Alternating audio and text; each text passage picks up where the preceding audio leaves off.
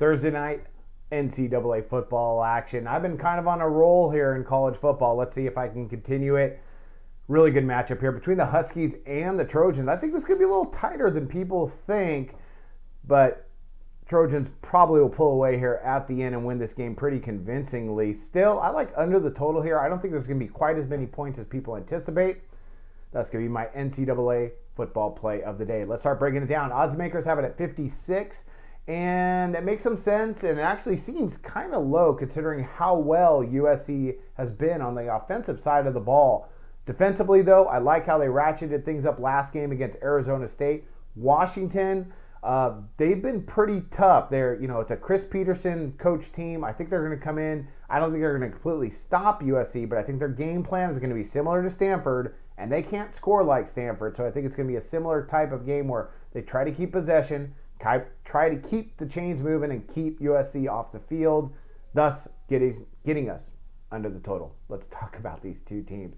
All right, let's go ahead and let's talk about the Huskies. Offensively, they come in this season so far averaging 22.7 points per game, 293 yards per game, and a third down 34.29% conversion rate. Offensively, they just haven't been there. But my premise is, and what I believe is what Peterson's trying to do in Washington is the same thing that Harbaugh is doing at Michigan. Establish the defense first, bring in the offensive recruits, and then bolster up that offense.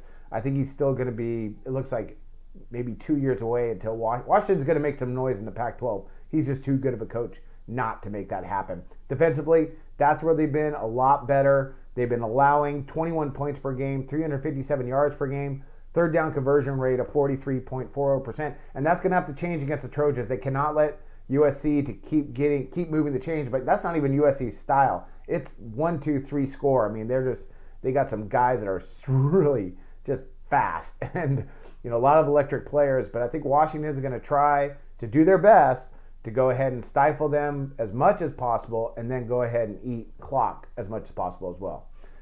Let's talk about the Trojans. Offensively, they've been just about their third ranked in points per game, but they're just about the best offense in football. They come in averaging 46.8 points per game, 532 yards per game, third down 42.86% conversion rate, and that's pretty solid overall. They score a lot of points. They do it really quickly. Against Stanford, they only had the ball 20 minutes, and they scored 31 points. So I look for Washington, again, to know that and do everything they can to keep this game low in the numbers. They know they can't run up and down the field against them. That's a really tough USC offense. Defensively, like what they did against Arizona State last week, allowing just 14 points.